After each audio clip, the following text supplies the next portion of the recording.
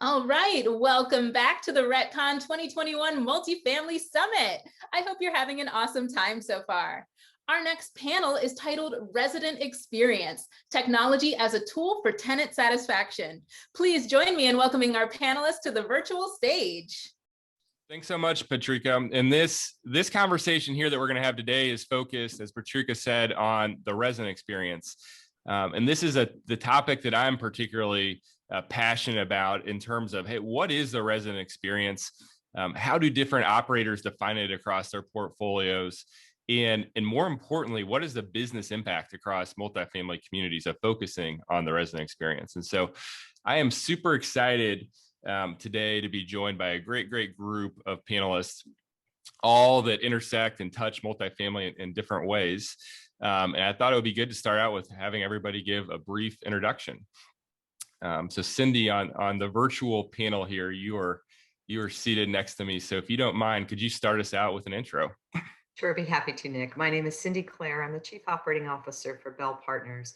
We are a privately held apartment investment and management company. We manage 68,000 units across the country for both Bell-owned and third-party clients. Thanks, Cindy. Cyrus, you care to jump in? Yeah, sure. Hi, everybody. Very excited to be part of this panel today because I think this is top of mind for everyone in the industry. And so I'm Cyrus Claffey. I'm the founder of ButterflyMX. You've probably seen us on one of the almost 7,000 buildings we're on the front of. And, very excited to be kind of heading into the building with delivery people, service providers, and residents. Kelly? Hi, I'm Kelly Soljacich. I am Senior Vice President and Head of Asset Level Prop Tech at LaSalle. LaSalle is a global investment management company that works in both commercial and multifamily. And Susan. I'm Susan Gerock. I'm the Vice President of Information Technology and Chief Information Officer at WashREIT. We are a publicly traded multifamily real estate investment trust based in Washington, D.C. and expanding into the Southeast. Thanks, Susan. And I'm Nick Latz. I'm Chief Revenue here at Zego, powered by Payless. And with that, let's jump right into the meat of the discussion. And before I start off with questions here, I want to introduce a data point for the group. And so, the context behind this data point is at Zego, we released our inaugural, what we're calling State of the Resident Experience report just this week. And in that report, we surveyed 600 operating professionals across multifamily communities. And one of the key data points that came out is the average cost to turn a unit across multifamily is $4,000. Now, obviously, that depends, by asset class, by geography, but the average cost came out at $4,000. And so, I think that's a really good data point because it hits on what we all intuitively understand, which is that the cost of resident turnover is high. And if you have more turnover than you expect, it results in profitability leakage. And so with that context, I wanted to kind of pull the group here and get some different perspectives across your portfolios on technology that can impact resident experience, resident satisfaction, and ultimately resident retention. What you've seen and are you using anything across your portfolio? And so Cindy, I thought we might start with you at the Bell Partners portfolio. Are you guys using anything or have you seen anything interesting as it relates to resident experience? Yeah, absolutely. And I think, we define resident experience a little differently. Yes, the turnover costs are high, but it's also the whole life cycle of a resident. And that's from the time they're a prospect and they interact, whether it's through technology or with our people, to, becoming a resident, to retaining those residents. And so I think that technology hits you in every one of those areas. And one of the things that we're focused on is how do we meet our prospects and residents where they want to be met? And I think that's a little different than saying just technology, because some people do just want to use technology. Other people want to still have that in-person experience.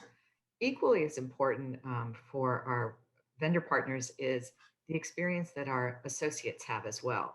because I can put great technology in place, but if it is difficult for my teams or makes my team's life difficult, they're not going to use it, which that means it's not a good experience for our residents.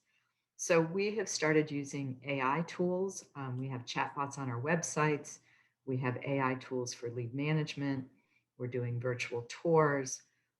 We are piloting virtual or mobile maintenance for our maintenance teams, which it impacts our resident experience because it means our maintenance teams are getting information more quickly and our residents are able to give information more quickly to the point that they can take a picture of what their problem is and send it, which helps us resolve those problems more quickly. In addition, we use apps, text to pay, online payments, anything that helps the resident make their lives easier, doing reservations online, virtual events. All of us got very good at virtual events in 2020, and we're seeing those continue, as well as the in-person events. And so, I would be remiss if I didn't say we also have ButterflyMX at many of our properties, and that's another touch point where people are able to use that technology to enhance their experience. Things as simple as package lockers are another technology point. Being able to receive a text that you have a package and that you can go and pick up that package at any time, day or night. So I think technology touches everything we do, and that resident experience is as much about that technology, but also about the ability for our teams then to have more time to spend with our residents and our prospects. Fantastic. And Kelly, I know you both evaluate and use, a lot of different technologies across the LaSalle portfolio. What have you seen as impacting or especially impactful on the resident experience? Sure, yeah. I mean, in general, as I'm sure the rest of the team here has found, you really get the most impact when the tech solves a problem, something that is a pain point for the residents and the staff. So, obviously when the staff is happy with, like Cindy was saying, when the staff is happy with a solution, they're going to push it more to the residents and be able to explain it more. And if they don't, it probably won't successfully launch. So that's definitely important. But package solutions are huge, especially since it took a lot of time off of our leasing staff and our maintenance staff.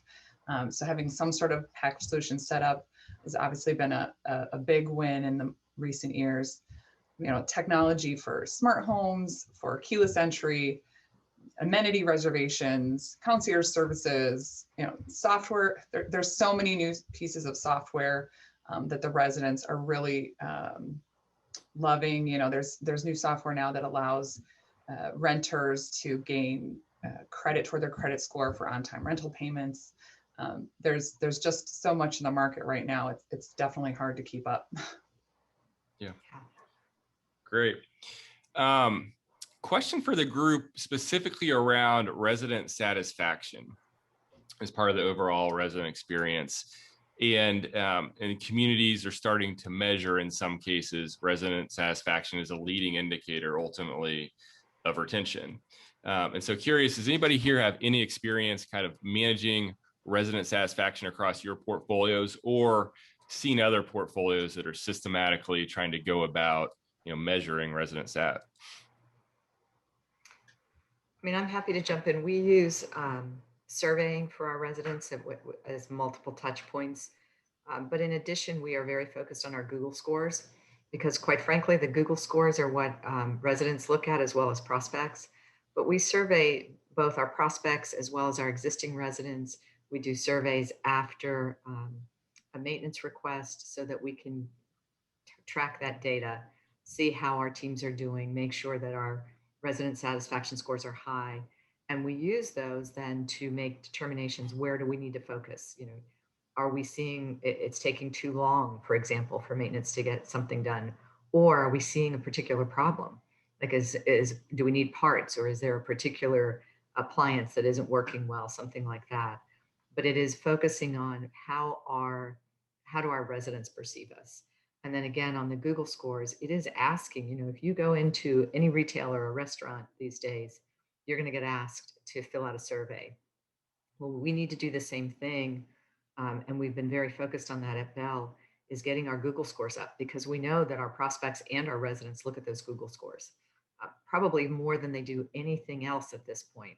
So we've had a real push in 2020 and 2021 to continue to see those Google scores go up because we think it's important. Fantastic. Yeah, we use a similar way about it. We do surveys at most touch points upon move in, move out, maintenance work orders upon renewal, and also we do annual Kingsley surveys, which are much larger and more comprehensive, and they roll up to a portfolio level, so you can gauge where people's pain points are, what they're happy with. We've been utilizing new companies in various different ways to get more people to take the surveys, not just people who are having issues, but we want to hear about the good things as well. So there's new tech companies that do sort of gamification of reviews and encourage people to get reviews. It's almost like a social media thing. Modern Message. Site Plan is also a company we're using, testing out, and they do a good job with the surveys and the resident feedback. But like she was saying, every little bit of information we can get, we look at the reviews from Google. Modern Message is actually popping up now as like a good second in a lot of these markets. Apartments.com reviews, pretty much anywhere on the internet. If you type in your property's name and the review pops up, you have to be on top of it and responding. People don't like to see negative reviews that has not been responded to, even if it's not true, Right. or if it is true, Exactly. it doesn't matter. It really doesn't matter at this point whether it's true or not. I also think one of the things that we're starting to look at is whether, most of the surveys right now are done through email. And we think that, to your point, Kelly, how do we get more people to respond? Because the percentage of people that respond is small. And one of the things we're hearing and we're starting to look at is whether you do those surveys through text message, because everybody responds to their text versus an email. So I think it's taking it, another step, and we're going to have to continue to look for ways, because ultimately it's really the people that are unhappy that we hear from the most. It would be nice to hear from the people that are actually happy as well. In addition to what Cindy and Kelly have talked about, another thing that we are doing on top of all of those other ways of understanding resident experience is we're applying some predictive analytics as well. And ingesting all of the maintenance tickets, ingesting different behaviors, complaints, anything that might relate to that resident, looking at that and determining, what's the likelihood of this resident to renew their lease? What do they need? Maybe some additional outreach. Do we have a constant problem that we need to address on a bigger scale? So we are taking that and looking at how can we then be very proactive in trying to work with a resident and hopefully keep them as a resident at our individual properties. I think that's super interesting, Susan. I've talked to some customers and folks in the market who have a similar kind of point of view as you, as gosh, can't we get more predictive, and can't we get a better understanding of who's going to renew and who's not? And what it seems like is different companies are at different stages in that evolution, right? Because it doesn't seem like there's a flip you can switch and say, okay, we've got this perfect algorithm and it's ready tomorrow, right? There's a bunch of stuff you have to do. Curious about WashREIT, where are you guys in this evolution of predictive analytics around retention? We have been doing some trial work at different size properties and different makeup of properties, taking both very large properties in our portfolio and some of the smaller ones where we don't have a lot of turnover, and really trying to learn, because each property really has its own personality and it has its own specific type of renter, and it's, obviously its own features and its own problems. And so we've really been trying to learn from what we're finding. And as everybody on the panel knows, the more information you get, the more you can discern from that information. That's right. So I'd say we're still in what I'd call a trial phase, but we are learning quite a bit from that. Fantastic. Cyrus, did you have a comment on that? I just wanted to kind of jump in. So this is one of the interesting areas where I think access control and like smart access really can help kind of add a new stream of data, right? And it's one of kind of the interesting applications of things that access control can do when you have it throughout your property, is that you can now start to marry kind of usage information with some sort of predictive analytics, right? And so, in other words, if people use the gym, are they less likely or more likely to re-up on the lease, right? If they're going into the amenity space, right? Are they attending community events, right? And obviously you can capture that information in other ways, but what's really nice is with like the new modern access control systems, which are all kind of cloud-based and of course tied into kind of mobile apps, you can start to aggregate that information and start to develop these user profiles. Is this somebody who's engaged with the amenities at my property or not? And then what can you learn from that? And I think like, maybe the 2.0 on this is, if you see somebody is not engaged, is there an opportunity for some sort of intervention by the on-site team, right? Actual outreach, inviting them to things and so forth. So I think, again, this is one of these things where we're going to see more and more of the evolution of access control systems beyond simply just opening a door to kind of create more value add kind of insights into the property. I think that'd be interesting because, I do think the industry has data that shows the more friends that a resident has within their community and the more people that they interact with on a regular basis, the more likely they are to renew. And I think there's some communities that have some correlation, some data points on that. I haven't yet seen anybody that's got a good data set around, hey, the more residents use amenities, the more likely they are to renew. It's intuitive, right? Because you'd think, hey, they're getting more value, but it'd be great to test that out and see if that holds true. That's right. That's absolutely right. The other thing I would just add is, and again, this may be a little cutting edge, but there are certain, camera systems. I'm sure all of you guys have been pitched by people kind of putting in the camera systems into the amenity space. How are people using your amenity space, right? And the first question is, are they in the amenity space? But once they're in there, how are they using it? Are the things that you're programming into your amenity space like a good fit with your resident, right? Or as Cindy kind of said, having the tech meet the customer. Well, in this case, is the amenity space design meeting the needs of kind of the population of that particular asset. So the one caution I would have is that we are starting to see more and more data privacy laws pop up in all of the states and probably soon to be federal. And as we know, we're always the first to be hit with whatever new regulation is going to be coming. And so I do think that as we look at new technology and we look at our data and what we do with the data, that's going to be part of the what we have to decide and how we use our data, because I think that privacy is going to become a big piece of it. The Ring doorbells are a perfect example. You're seeing residents put them up in apartment communities, which is great. They can see who's at their door. The problem is that camera cannot be visible into another resident's apartment, or because then there's privacy issues. So it's, we have all of these things that we think are great, and they are, but then we have to also work around all of the legal ramifications as well. For sure. That's a good point. Yeah. Okay. So we've touched on a little bit on resident experience at the high level, and I want to drill into some of those critical resident touch points. And Cyrus, you hit on access control. So let's start there. What innovations, what processes are you seeing in and around access control, and how is that having an impact on the resident, or how do you foresee that having, a broader impact on residents going forward? Yeah, that's a great question.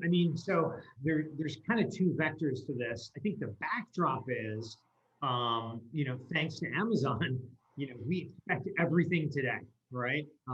We live in this on-demand economy, right? Where I order something in the morning, I want it delivered by the afternoon, okay? So they've set the bar high, I think, and everybody else in kind of the market is responding to that, okay? So there's a tremendous expectation around that. I think the other thing is, obviously with the adoption of mobile phones and smartphones, there are all these services that have now kind of developed that provide, amenities all accessible by your smartphone. And I think the other kind of like secular tailwind, if you will, kind of driving some of the trends in access control are that, look, properties are kind of looking to cater, to the millennial population who live and die by their smartphone, who want everything now, right? Or yesterday in some cases. And so, they're trying to amenitize the properties, but of course, you can't necessarily hire more and more staff, right? It just doesn't pencil out, right? Right. So as a result, they're working with third-party providers, folks like Valley Living, right? Come to mind, folks like Hello Alfred, folks like Amenify. So all these companies kind of, that have kind of come into this demand for amenitization at the property, okay? So those are kind of the three things that are going on in the backdrop. I think these things are now driving at the community level or the portfolio level this desire for an automated or intelligent access control system or smart access that really begins at the front door. And obviously that's where we've started, but goes all the way through the common areas and into the unit, right? And so as you start to build out that functionality, what happens? Well, you're able to have things like self-guided touring, right, guys? I mean, if you couldn't get folks into the front entrance, into the amenities, and then into that unit, you wouldn't be able to have self-guided touring. And, you go back to COVID, you couldn't sign any leases, right? So it's kind of this whirlpool of different things happening at the same time where these trends and kind of the need to kind of continue to do business, right, are driving smart access adoption, okay? And I think for us, the thing is the smart access layer is really what facilitates self-guided touring, the ability to offer third-party services to your residents without having to have a staff member meet that house cleaner at the front entrance, right? The ability to handle the influx of packages, right? There's all these great package locker systems, package rooms, and now Fetch, right? Fetch is like this really cool new offsite warehouse where they're delivering packages into the building. Without kind of smart access, you wouldn't be able to have that. So I think for us, like smart access is the table stakes that then enables different types of kind of amenitization services to be kind of economically viable at properties and improve resident experience. So there was a lot there, I know, but it's what I think about all day long. So I love that in terms of kind of framing this vision, Cyrus, of access control and kind of where it is today and where it can go, right? In terms of, you said kind of the hub or the dashboard around kind of the ecosystem, both, outside the building, getting into the building, within the common areas of the building, and ultimately into the units. I'm curious, at the property level, what do you guys see as the most important use cases for access control for residents today, right? Like what are the most kind of tangible right now use cases for access control? Susan, what do you see at WashREIT? I'd say really a frictionless experience for the resident as well as for the people on site, because the easier it is for people to not only get into the building, to allow other people into their space, whether it's a dog walker or a house cleaner or someone else, that gives them peace of mind and comfort. At the same time, the more that you are avoiding lockouts and other things that pull people from their day-to-day job at the property, you're giving them a better experience as an employee at the property because they can really focus on getting their job done. Everybody ends up happy. And I think that's really how we look at it in a nutshell. Great. Yeah, I would agree. I think it's really about the convenience factor for the resident.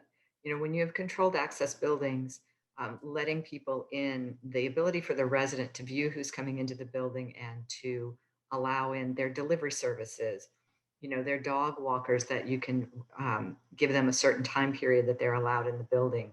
And that takes the burden off of the site teams as well to do that. I think on the other side of it is the ability for us with the keyless entries to be able to use quote unquote a master, which I'm old enough to remember when master keys were in existence and we got rid of them because of the liability. And quite frankly, we've really gone back to it, but with the ability to track who's in and out of an apartment, which gives residents comfort, but it also means my maintenance guys aren't carrying around 55 keys all the time. And so I think those access systems and those keyless entries really help us control and manage better and be more efficient when we can code a keyless, fob to go into 5 apartments during a period of time, and we know exactly who went in and out of those apartments in case anybody questions us about it. So I think it works on both sides. It gives a comfort level to the residents, but it also helps us on an efficiency side for our maintenance and our site teams, particularly for vacant units with leasing. Great. So we started and touched on access control, but as we think about IoT more broadly, what are you guys seeing today as the most common or most helpful, most value-adding use cases of IoT? And I'm especially curious as we tie back to the resident experience and resident satisfaction. Is anyone seeing, as we think about smart locks, smart thermostats, smart sensors, is anybody seeing an uptick in resident satisfaction across the residents at those properties that have that? I'm really curious about kind of quantifiable resident satisfaction impacts from IoT. Kelly, have you guys seen anything at LaSalle? I don't think I have the answer you want. I think the answer is going to be when people have these things, they're not extra satisfied because they already have it. If that makes any sense, because once it's expected, it's no longer an amenity. So in the areas where this is becoming the norm, it's only bad if you don't have it. But if you have it, it needs to work, and it needs to work well. But you don't get extra bonus points for having it and it working well. You just get their rent, and you get them not complaining about them getting locked out, and you get extra hours added back to your maintenance team who aren't having to deal with lockouts or going back to the office to get other keys, or leasing agents. We have a lot of small portfolios of properties where it's like 3 small buildings to a single property with 1 leasing team. And the amount of back and forth that they had to do, it was really tough on the residents who wanted to talk to a leasing person who was always gone because they were trying to give a tour, which is 20 minutes, a 20-minute wait because they'd have to park and, give the tour and come back. So people were always out of the office. The employees, they were always out of the office because off-site property, the off-site buildings. So, and the maintenance team as well, it takes them a long time to get back and forth. So having that smart access control has helped decrease the amount of complaints, I guess is a better way to say. So in that respect, I guess you could say it's an uptick in resident satisfaction. The self-guided tours, I think that is not getting as used as much as it will eventually as the office population goes back to work. I think the general use of it during COVID had its moment and its purpose, but I think once people go back to work, all of a sudden it's going to become much more important as people don't want to have to skip work to see an apartment tour. So they're able to go after work hours or on the weekends when the office is closed, or they want to go back a second or third time to show a spouse or a parent or roommate, or measure for their furniture once they've already leased. I think that's going to become a much bigger plus to those prospective residents. But again, I'm not sure you're going to see it on the reviews as much as you are going to get hours back to your staff who aren't having to deal with the grind of work that doesn't particularly need a set of eyes on it. And then the maintenance tickets, I think in that respect, you see better reviews. Again, it's hard to say you get an increase in satisfaction, but you get less complaints because the maintenance is able to turn tickets quicker, and they're able to discern the issues better because a lot of the the new apps we're using, the maintenance person is able to take a picture of the final product and send it to the resident and say, this is completed, you see the final product, and the resident is able to say if they agree that it's completed, or if they think there's still something else that needs to be done, instead of this, it's 3 weeks later and they're like, we're still waiting for this to be finished, where the maintenance person thought it was done, et cetera. So again, it's more like the lack of negative feedback instead of additional positive feedback. It's like the next generation Kelly, is expecting it. I totally agree with you. I think that the challenge with a lot of this is that people are looking for a direct ROI, and there's not a direct ROI. You're not going to be able to say, well, if you put in, keyless entries and Nest thermostats and, all of these things, you're going to get $50 more a month in rent. Right. No, what you're going to see is your residents are happier, and it's not just one thing. It's probably a combination of those things. Well, if you have happier residents and they stay in the building longer and your occupancy is higher, then you get to raise rents. And there's where, but I think this need for a direct correlation is going to make it tough to really measure that, because it's not, it isn't about, well, I've got this great keyless entry, so that makes me happier and I'm going to stay. Kelly hit the nail on the head. It is really about, it's less complaints, and it is about efficiency and being more effective in what we do, which we know translates into happier residents, which then translates into, higher NOI and higher rents. I think and the I think challenge, happier and smarter employees too, because they get to Correct. actually focus on the important things instead of, sorting packages or, exactly. You think about the time we have saved our teams with package lockers. Because the amount of time that was being spent, and I was just at a community not too long ago, even with package lockers, we still have an overflow of packages. And so is that going to be, do we add more lockers? Do we go to fetch? What are the things that we can do? Because clearly with the pandemic, people continue to order more. And I don't know that that's necessarily going to change dramatically. And so finding those solutions, because managing packages can become a full-time job. And that is not the best use of my team's time. And I agree with you, Kelly. I think those are the things that we have to look at. But it is hard because people go, well, it's going to cost me X to do this. Can we cut a leasing person? Can we cut a leasing person? What can we raise our, am I going to see a $50 premium? Yeah. What is it that I'm going to see? And I think that's where it becomes difficult. We talk about this all the time when we talk about sustainability. Will people pay for sustainability? Certainly they love energy efficiency. They like that. Are they paying more rent for it? Probably not, in the sense though that they're happier because their utility bills are lower, and that means our retention goes up, and that means we can raise rents. Yes. But again, I think that's where some of the challenge comes in with a lot of this technology. We're all looking for what tool is going to make me hit my bottom line. And we really want to see that linear, if I do this, I'm going to get this. And that's not always the way it works. And so I do think that's the biggest challenge we face. I think that's a great point, is it works within an ecosystem, right? And it's hard to isolate one gear within a car and say, hey, what's the impact of this and me going faster? It's kind of how it all works together. Right. That's great. Exactly right.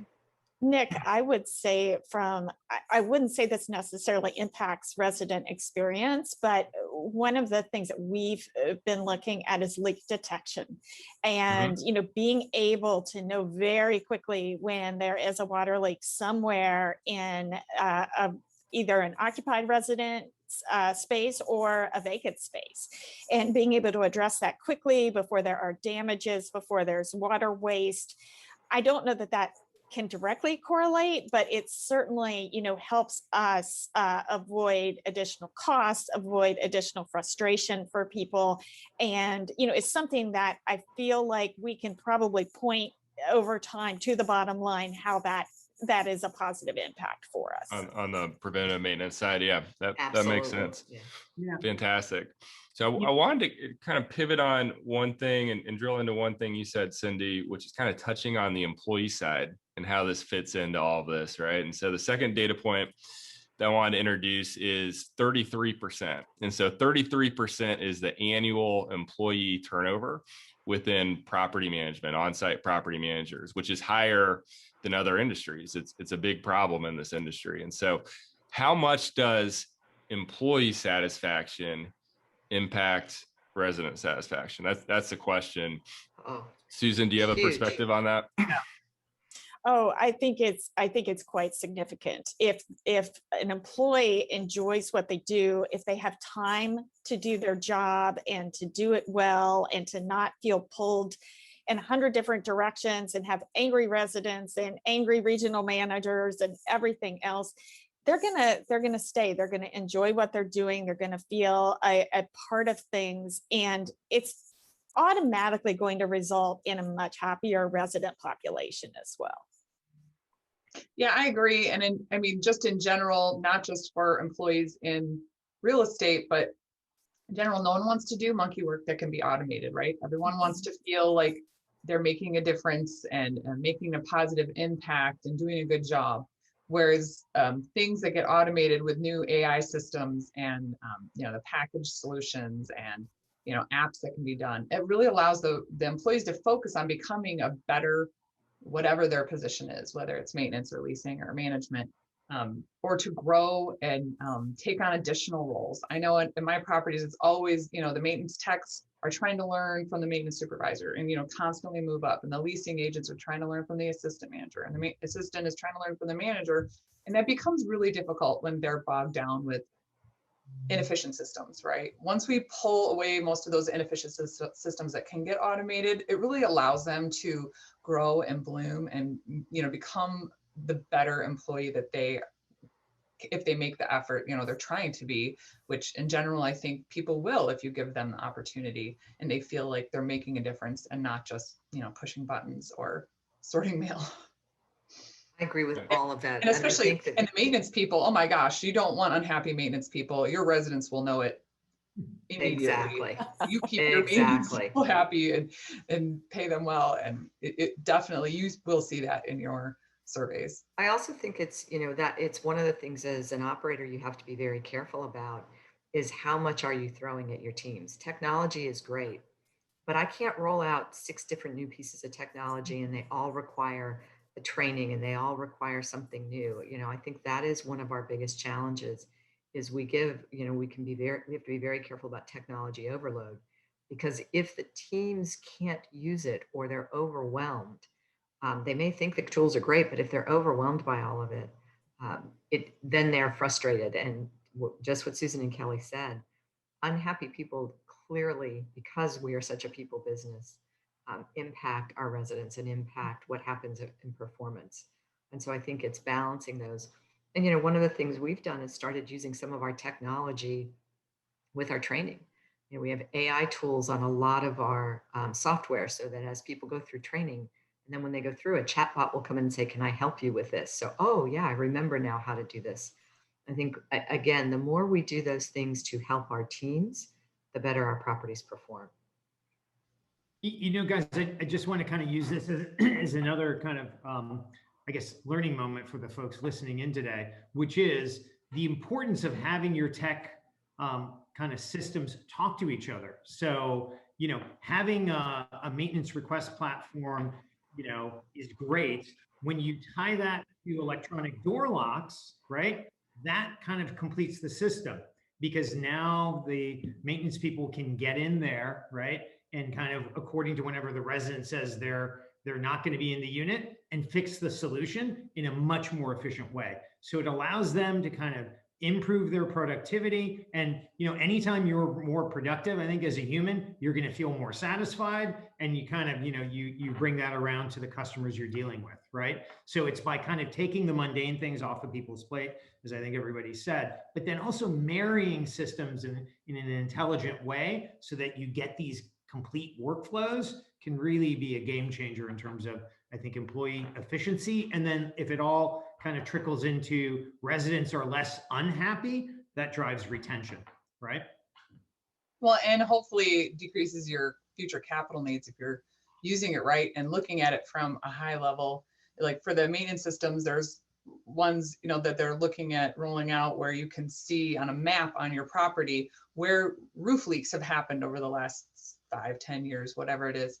And you can see where you would need to replace a roof or not. You know, you might not need to replace all your roofs. Maybe you only need to replace half of a roof, or only certain, you know, buildings at your property. But without that tracking and that digital aid, you know, you might just end up replacing all your roofs, and you're like, well, we've had 20 leaks, so it's time, you know, and it's been 10 years. Whereas maybe you'd have another 10 years out of one of your roofs, and you know, you can replace the other one. So you know, it's really, we institute a lot of this technology, but we're maybe not using it to its full potential yet, you know, because it's, you know, we're just trying to get it on the ground and get everyone using it. But then we have to remember to look back and be like, okay, like, what does all this mean? And take the data and apply it, you know, the data we are able to, because like Cindy said, you know, we have the issue with the data privacy, and a lot of the stuff we can't really use, and like hands-off approach for a lot of it. But, you know, with regards to the maintenance systems and utilization of the different tools, you know, we can use it and apply it and make it worth more than just, you know, the resident satisfaction. I think, Kelly, you hit on a huge point. Is we put a lot of this technology out there and we don't use it to its fullest potential. And so it's going back and really looking at what do we have? You know, we've used this piece of it, but you know, there's 3 other pieces that we haven't even tried yet. And so making sure we are using that, and then it gets to that predictive. You know, particularly on the maintenance side, I think that is where there is a true, we could see a direct improvement. You know, Susan, you said it, you think about leak detectors, you think about finding trends from maintenance requests and being able to really pinpoint where your issues are. That has a huge impact on the bottom line because it impacts your expenses, and it impacts resident satisfaction if you're fixing things before they get too bad. And so I think, you know, that is probably the area from my standpoint where when we talk about resident satisfaction, we tend to focus so much on amenities and, you know, the events we're doing for people.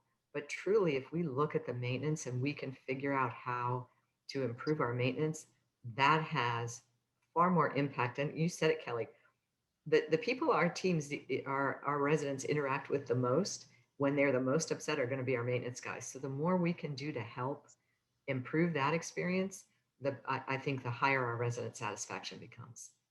I like that. Correlation. There's a clear correlation between those.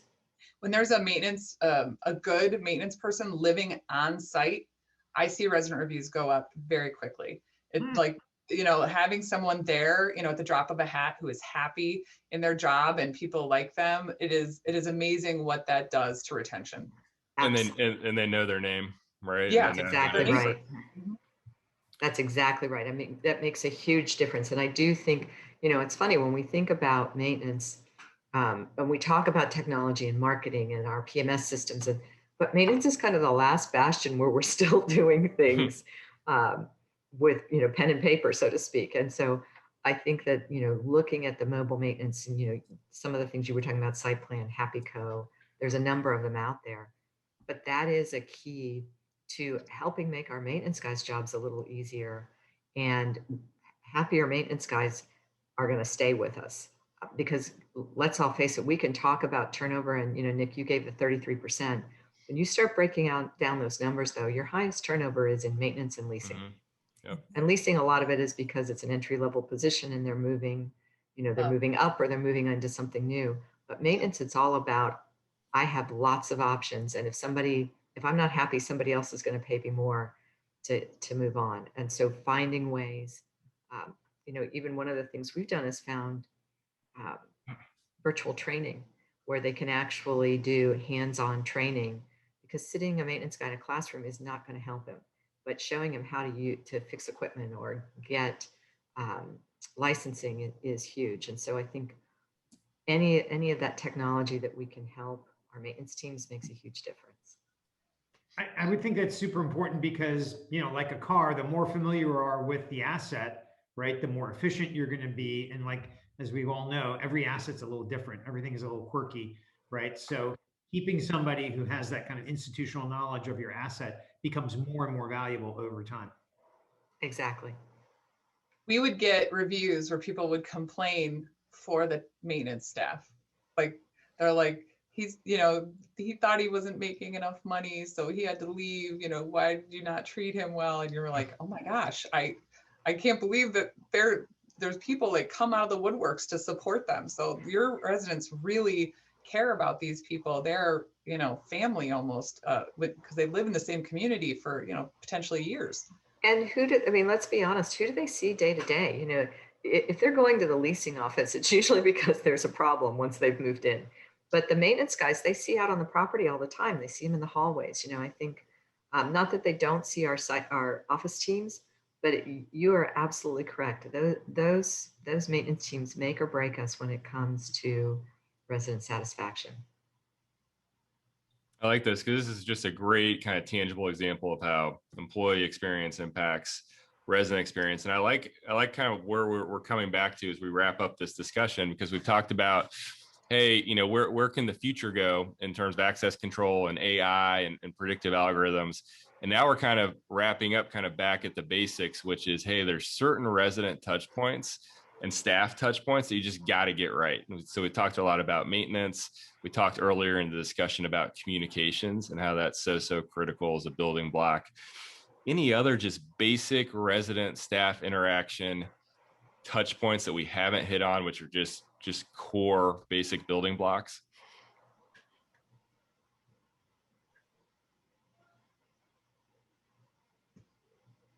I mean, I think any resident touch point is a core basic building block. And interactions, right? Any interaction with your residents. And again, I think one of the things we have to recognize with the technology is that technology becomes our touch point as well. And if the technology doesn't work well, they're going to blame the manager. They're going to blame the owner. It's not the technology's problem, it's our problem. So we have to be very sure that the technology we're using works well, because we're putting it there to make it a convenience. That becomes a touch point, and we have to remember that. You know, think about how many of us get on a phone and we have to go through and push all the buttons, and you're trying to, you know, I will freely admit, you start screaming at the robot that keeps saying, push this. I'm like, I just want to talk to a person. That experience colors how you feel about whatever provider you are trying to reach.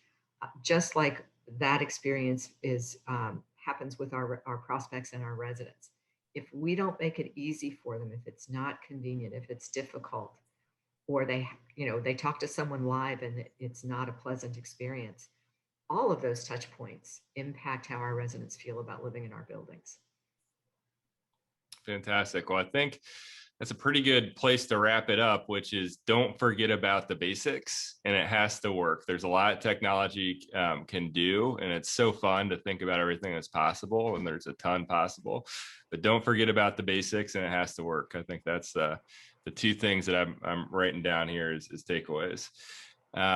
So if anybody has anything else that they want to hit on, let's hit on that now. If not, Patrika, I think we're wrapping up. Awesome. Thank you all so much. This has been an awesome discussion, and I know this audience is giving you a huge virtual round of applause. We really appreciate your time today, and a special thank you to Nick for moderating and keeping us on track with an awesome conversation. So thank you all. All right, for the audience, it's time for you to make your way to your next session. Along the way, make sure you accept your connection request and take some time to check out our amazing exhibits. Thanks so much, and we'll see you around.